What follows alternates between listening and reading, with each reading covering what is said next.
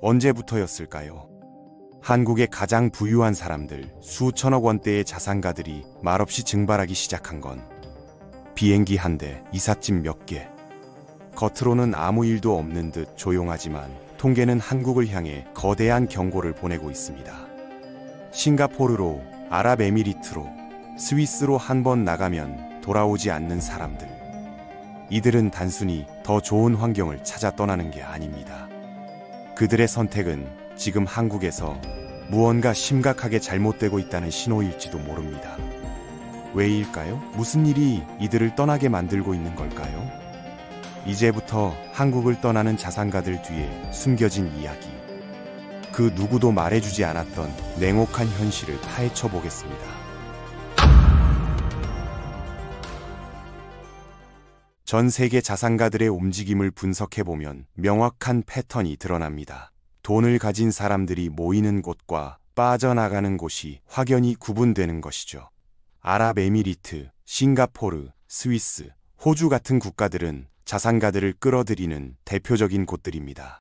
이런 국가들의 공통점은 무엇일까요? 바로 자산을 보호하고 증식하기에 유리한 환경을 조성해 놓았다는 점이에요. 세금 혜택은 물론이고 높은 생활 수준까지 갖춰져 있습니다. 특히 자산 이전과 관련된 각종 세금을 면제하거나 최소화해 놓은 경우가 대부분이죠.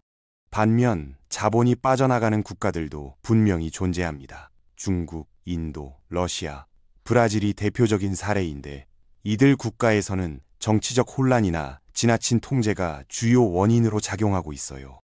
중국의 경우 최근 몇 년 사이 부동산 억제 정책과 공동 부유 정책이 강화되면서 부유층의 대규모 탈출이 이어지고 있습니다. 홍콩 역시 정치적 불안정성이 커지면서 자본 유출이 가속화되는 추세예요. 그렇다면 한국은 정말 돈만 있으면 천국 같은 나라일까요? 이 질문에 대답하기 전에 먼저 우리나라가 가진 장점들을 살펴볼 필요가 있습니다. 한국이 자산가들에게 매력적으로 다가오는 몇 가지 요소들이 분명히 존재하니까요. 가장 두드러진 강점은 뛰어난 치안 수준입니다. 해외에서는 부유층을 겨냥한 강도 사건이나 납치 사건이 빈번하게 발생하죠. 미국의 베벌리힐스 같은 부촌에서조차 무장 강도들이 나타나 부자들을 위협하는 일이 일상적으로 벌어진다고 합니다. 프랑스에서도 휴가철이 되면 빈집을 노린 절도 범죄가 끊이지 않아요. 유명 인사인 킴 카다시안이 파리 호텔에서 약 45억 원 상당의 보석을 강탈당한 사건도 있었죠. 브라질이나 멕시코 같은 나라에서는 부유층이 방탄찬 차량과 무장 경호원 없이는 밖에 나가기조차 어려운 상황입니다.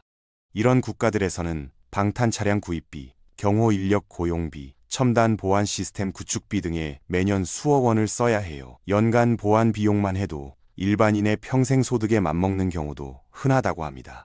이에 비해 한국은 이런 걱정 없이 자유롭고 안전하게 생활할 수 있어서 자산가들에게 큰 메리트로 작용합니다. 서비스 산업의 발달 수준도 세계 최상위권이라고 할 수 있습니다. 자산가들에게 시간은 돈보다 귀중한 자원인데 한국의 신속한 처리 문화와 디지털 기반 시설 덕분에 원하는 서비스를 즉시 이용할 수 있죠. 다른 선진국들과 비교해도 서비스 가격이 상당히 합리적인 편입니다. 수도권에 인구와 산업이 집중되면서 생긴 규모의 경제 효과와 상대적으로 저렴한 인건비가 이유예요. 결과적으로 자산가 관점에서는 돈으로 시간을 구매하기에 최적의 조건이 갖춰져 있는 셈입니다. 예를 들어 미국에서는 고급 레스토랑 예약을 하려면 최소 몇 주 전에 미리 해야 하는 경우가 많은데 한국에서는 당일에도 대부분 자리를 확보할 수 있어요. 배달 대행이나 각종 편의 서비스도 잘 발달되어 있어서 필요한 것을 신속하게 해결할 수 있고요. 의료 분야는 특히 놀라운 수준을 자랑합니다. 일반인들은 대학병원에서 진료 한 번 받으려면 몇 달씩 대기해야 하잖아요. 그런데 자산가들은 VIP 검진 프로그램이나 특별 진료 시스템을 통해 대기 시간 없이 최고 수준의 의료 서비스를 받을 수 있다고 합니다. 검진부터 상담까지 하루 안에 모두 끝나고 특정 질환이 발견되면 해당 분야 최고 권위자들의 진료를 즉시 받을 수 있다고 하네요.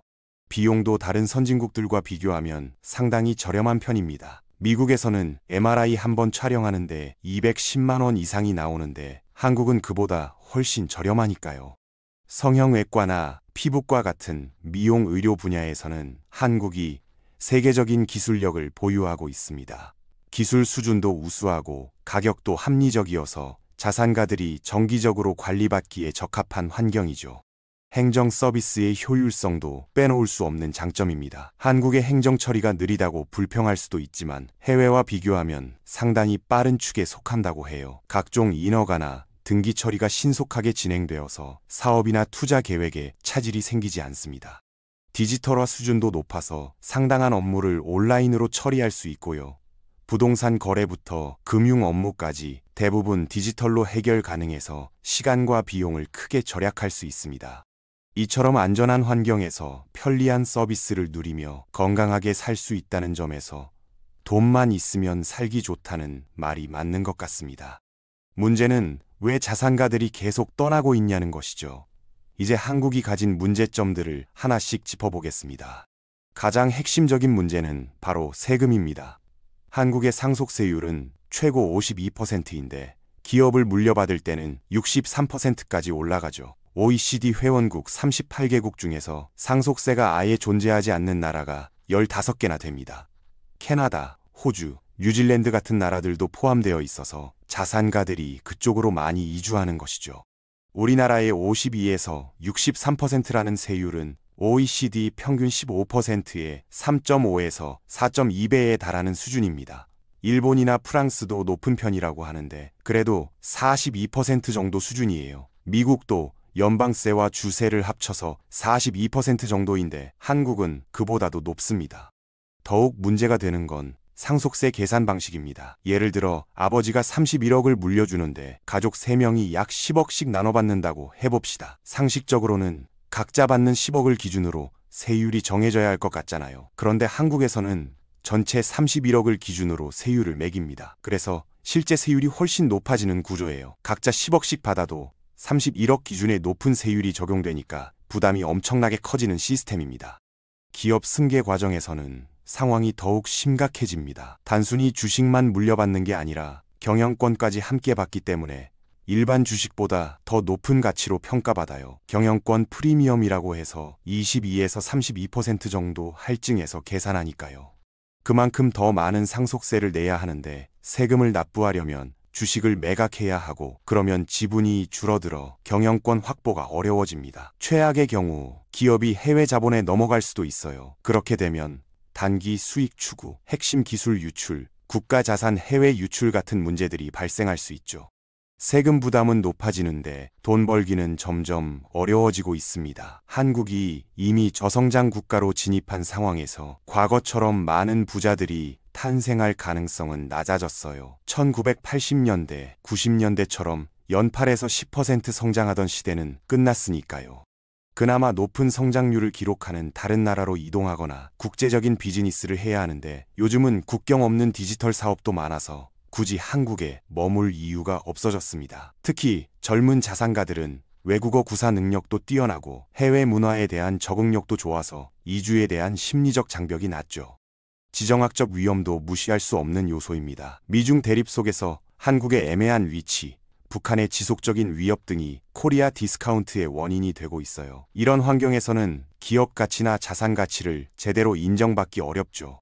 기업가나 투자자 입장에서는 자본을 해외로 이전하려는 강한 동기가 생기는 것이죠. 같은 사업을 해도 한국에서 하면 평가가 낮게 나오는데 미국이나 유럽에서 하면 훨씬 높게 평가받을 수 있으니까요. 자녀 교육 문제도 중요한 고려사항입니다. 한국 교육의 강점은 기본 수준을 끌어올리는 것에 있어요. 사교육이 잘 발달되어 있어서 돈을 투자한 만큼 기본기는 확실히 다져줍니다. 다만 최고 수준까지 끌어올리는 데는 한계가 있다는 의견이 많죠. 한국에서 공부 최고로 잘해도 세계적인 경쟁력을 기르는 교육과는 거리가 있다는 인식이 있어요. 창의성이나 리더십보다는 암기와 문제풀이에 치중하는 경향이 강하니까요. 자산가들은 이런 시스템에서 벗어날 수 있는 선택권이 있으니까 해외로 눈을 돌리게 되는 것이죠.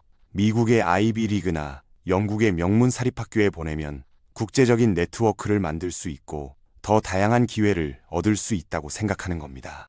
언어 환경도 중요한 요소 중 하나입니다. 한국어는 사용 인구가 제한적이어서 국제적인 비즈니스를 하는데 한계가 있어요. 영어권 국가에서 잘하면 자연스럽게 영어가 모국어 수준이 되니까 훨씬 유리한 위치에 설 수 있죠.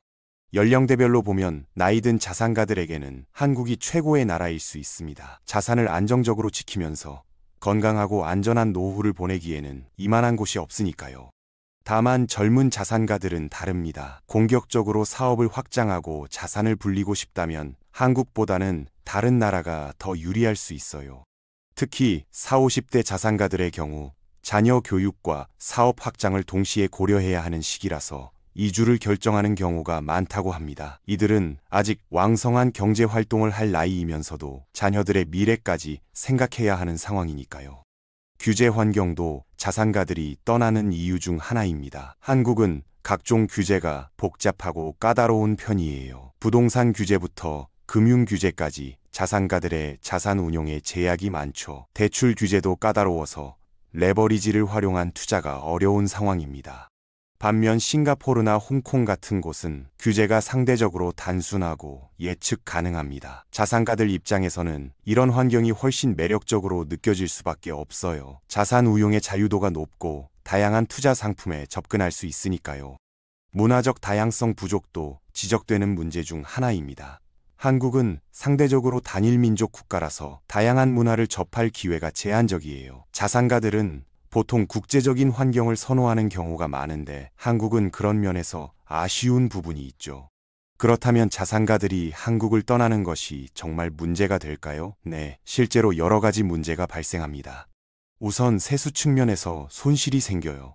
더 많은 세금을 거두려고 했는데 오히려 세원 자체가 사라지는 상황이 되는 것이죠. 자산가 한 명이 내는 세금이 일반인 수십 명이 내는 세금과 맞먹는 경우가 많으니까요. 소득세나 재산세, 소비세까지 합치면 그 금액이 상당합니다.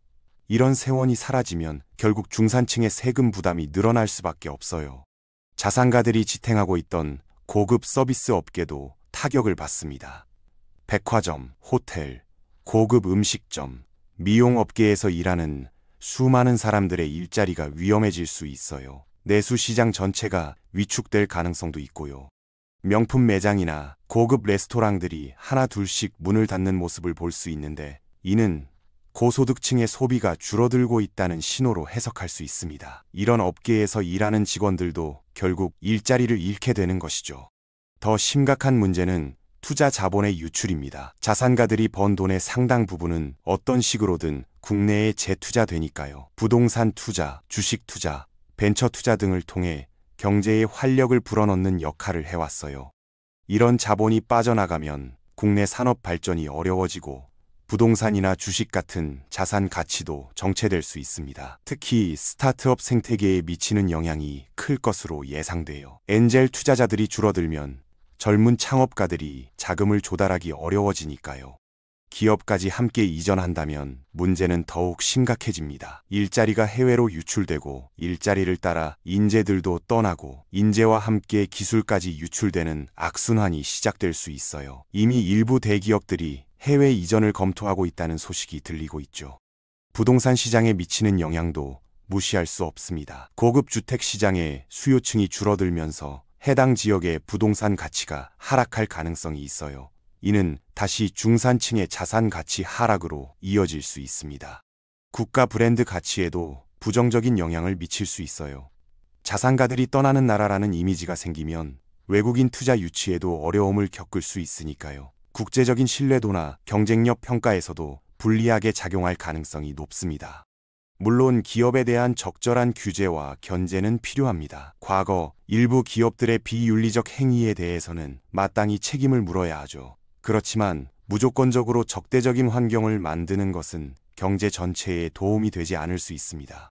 윤리적 책임을 묻는 것과 합리적인 경제 정책을 펼치는 것은 별개의 문제라고 생각해요. 부정부패는 척결하되 건전한 기업 활동과 부의 창출은 장려하는 방향으로 가야 할 것 같습니다. 해외 사례를 보면 자산가 친화적인 정책을 펼치면서도 사회적 책임을 강조하는 나라들이 성공하고 있어요. 스위스나 싱가포르 같은 나라들이 대표적인데 이들은 자산가들을 유치하면서도 투명하고 공정한 시스템을 운영하고 있으니까요. 결국 한국이 자산가들에게 매력적인 나라가 되려면 장점은 유지하면서 단점을 보완하는 방향으로 가야 할 것 같습니다. 안전하고 편리한 환경은 그대로 두되 과도한 세금 부담이나 경직된 규제는 개선할 필요가 있어 보여요. 세제 개편을 통해 상속세율을 합리적 수준으로 조정하고 규제를 단순화해서 예측 가능한 환경을 만드는 것이 중요할 것 같습니다. 그래야만 우리 경제도 지속적으로 성장할 수 있을 테니까요. 자산가들이 떠나지 않는 나라, 오히려 찾아오는 나라가 되기 위해서는 지금부터라도 변화가 필요한 시점입니다. 결국 한국이 자산가들에게 다시 매력적인 나라가 되기 위해서는 우리가 이미 가지고 있는 강점을 지키는 것만으로는 부족합니다. 안전하고 편리한 삶, 세계 최고 수준의 인프라. 이 모든 장점을 그대로 유지하되 그동안 쌓여왔던 부담과 불편을 정면으로 개선해야 합니다. 과도한 세금, 예측 불가능한 규제, 변화에 느리게 반응하는 시스템. 이 세 가지가 해결되지 않는 한 한국은 앞으로도 조용히 그러나 꾸준히 자산가들을 다른 나라에 빼앗기게 될 것입니다. 상속세를 합리적으로 조정하고 규제를 단순하고 명확하게 만들고 경제 주체들이 미래를 예측할 수 있는 환경을 만든다면 한국은 다시 한번 떠나는 나라가 아니라 전 세계 자산이 몰려드는 나라로 바뀔 수 있습니다. 선택은 지금입니다. 무너지는 신호를 외면할지 아니면 변화를 선택해 새로운 시대를 열지. 한국의 다음 10년은 바로 이 선택에 달려 있습니다.